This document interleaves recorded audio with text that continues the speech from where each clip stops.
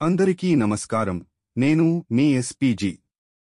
శ్రీ వాల్మీకి మహర్షి గారు రచించిన సంపూర్ణ రామాయణం సుమారుగా 500 సర్కలుగా ఉన్నది. వాల్మీకి రామాయణం పుస్తకాన్ని భావితరాలకు డాక్యుమెంటెడ్ ఎవిడెన్స్గా ఉండాలని, నేను యూట్యూబ్లో ఆడియో రూపంలో అప్లోడ్ చేయాలని నేను సంకల్పించాను. మీరు మీ రోజువారీ కార్యక్రమాలు చేసుకుంటూ వినవచ్చు. నిజమైన రామాయణాన్ని ఒక అక్షరం కూడా మార్చకుండా మీ ముందుకు చాలా శ్రద్ధతో మరియు భక్తితో తీసుకొస్తున్నా శ్రీ రామచంద్ర ప్రభువుల వారి ఆశీస్సులతో ముందుకు కొనసాగుతున్నాను. ఈ ప్రయాణంలో మాకు మీ మద్దతు అవసరం. మా యూట్యూబ్ ఛానల్ను సబ్స్క్రైబ్ చేయండి మరియు లైక్ చేయండి. మీ మద్దతు నా కంటెంట్ నిర్మాణాన్ని మరియు మరిన్ని వీడియోలు చేసేందుకు ప్రేరేపిస్తుంది. నేను చేసే ఈ కార్యక్రమంలో ఏమైనా లోపాలు ఉంటే నాకు కామెంట్ రూపంలో తెలియజేస్తే తరువాత వచ్చే వీడియోలను నేను సరిదిద్దుకుంటానని మనవి చేసుకుంటున్నాను. శ్రీమద్ రామాయణము బాలకాండ 15వ సర్గ. ఋష్యశృంగుడు బాగా ఆలోచించాడు. తరువాత దశరథునితో ఇలా అన్నాడు. మహారాజా, తమకు పుత్ర సంతానము కలగడం కోసరం మీకు పుత్ర సంతానమును కలిగించే ఒక ఇష్టిని, యాగమును మీ చేత చేయిస్తాను. ఈ యాగమును వేదములో చెప్పబడిన అధ్వర శిరస్సు అనే మంత్రముల ఆధారంగా చేయిస్తాను అని పలికాడు. దశరథుడు సంతోషంగా ఒప్పుకున్నాడు. యాగం ఆరంభమైంది. వేద మంత్రములు చదువుతూ హెమం చేస్తున్నారు. యాయజ్ఞములో హవిర్భాగములు స్వీకరించుటకు దేవతలు అక్కడకు వచ్చారు. ఆ సమయంలో దేవతలందరూ బ్రహ్మదేవుని కలిసి ఆయనతో ఇలా అన్నారు. ఓ బ్రహ్మదేవా, భూలోకంలో రావణుడు అనే రాక్షసుడికి మీరు ఎన్నో వరాలు ఇచ్చారు.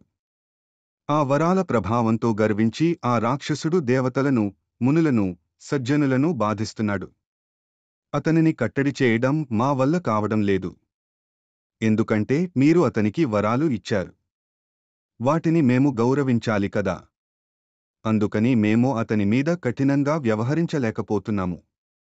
అతడు చేయు అకృత్యములను చూచి చూడకుండా పోతున్నాము. మంత్రిగారి అండదండలు ఉంటే పేరు మోసిన రౌడీలను మాత్రం పోలీసులు ఏమి చేయగలరు చెప్పండి. తమరి వరాల అండ చూచుకుని అతడు ముల్లోకములను బాధిస్తున్నాడు. దిక్పాలకులను లెక్క చేయడం లేదు. ఇంద్రుని కూడా ధిక్కరిస్తున్నాడు. ఇంక భూలోక వాసుల కష్టములకు అంతులేదు. మునులను బ్రాహ్మణులను బాధిస్తున్నాడు. వారిని యజ్ఞయాగములు చేసుకోనివ్వడం లేదు. వాడి మాటలకు ఎదురు చెప్పే సాహసం ఎవరికీ లేదు. ఇంక సూర్యుడు అతని దగ్గర చల్లగా ఉంటాడు. వాయువు అతని వద్ద మెల్లగా వీస్తాడు. సముద్రుడు కూడా అతనిని చూడగానే అలలను వెనక్కు లాక్కుంటాడు. శాంతంగా ఉంటాడు. ఆ రావణుని వలన భయపడని వాడు లేదు. అందుకని అతనిని సంహరించి ముల్లోకములను రక్షించే ఉపాయం ఆలోచించండి అని ప్రార్థించారు. బ్రహ్మదేవుడు ఆలోచించాడు. దేవతలారా, వాడిని చంపడానికి ఒకే ఒక ఉపాయం ఉంది. నేను ఇచ్చిన వరప్రభావంతో వాడు నరులు చేతిలో తక్క ఇంక ఎవరి చేతిలోనూ చావడు. అలాంటి వరం ఇచ్చాను. కాబట్టి రావణుడు మనుష్యుల చేతిలోనే చావాలి. అది తక్క మరొక ఉపాయము లేదు అని అన్నాడు బ్రహ్మ. అమ్మయ్య! రావణుడి చావుకు ఏదో ఒక కారణం దొరికింది అని సంతోషించారు దేవతలు.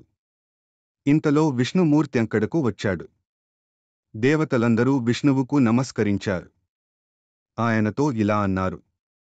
ఓ దేవదేవా, ముల్లోకములను కాపాడటానికి మిమ్మల్నో ఒక పని చేయమని కోరుతున్నాము. అయోధ్యకు రాజు అయిన దశరథుడు పుత్రుల కొరకు ఒక యాగము చేస్తున్నాడు. ఆయనకు 3 భార్యలు ఉన్నారు. తమరు మా మీద దయించి మీరు నలుగురుగా విడిపోయి ఆయన 3 భార్యలకు పుత్రులుగా జన్మించండి. బ్రహ్మదేవుని వరగర్వంతో రావణుడు అనే రాక్షసుడు ముల్లోకములలో బ్రాహ్మణులను, మునులను, దేవతలను బాధపెడుతున్నాడు. మితి మీరుతున్న ఆ రావణుని సంహరించండి. లోకాలను కాపాడండి. ఒక్క నరుడే ఆ రాక్షసుని సంహరించగలడు.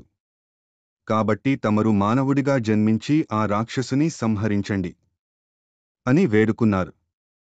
విష్ణుమూర్తి వారి ప్రార్థనలను శాంతం విన్నాడు. వారితో ఇలా అన్నాడు. ఓ దేవతలారా, మీరు భయపడకండి.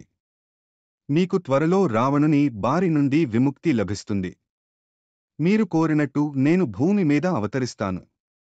ఆ రావణుని సంహరిస్తాను. 11,000 సంవత్సరములు ఈ భూమిని పాలిస్తాను. ధర్మ సంరక్షణ చేస్తాను అని పలికాడు విష్ణుమూర్తి. ఆ ప్రకారంగా దేవతలకు వరమిచ్చిన విష్ణువు భూలోకంలో తన జన్మస్థానము ఎక్కడా అని ఆలోచించాడు. తాను 4 అంశలుగా విడిపోయి దశరథ మహారాజుకు 4 కుమారులుగా జన్మించాలి అని సంకల్పించాడు. దేవతలు, అప్సరసలు, మునులు అందరూ విష్ణుదేవుని స్తుతించారు. ఓ విష్ణుదేవా! నీవు లోక భయంకరుడైన రావణుని సంహరించి తిరిగి స్వర్గలోకమునకు తిరిగి రమ్ము అని వేడుకున్నారు. ఇది వాల్మీకి విరచిత రామాయణ మహాకావ్యములో బాలకాండలో 15వ సర్గ సంపూర్ణము. ఓం తత్సత్ ఓం తత్సత్ ఓం తత్సత్.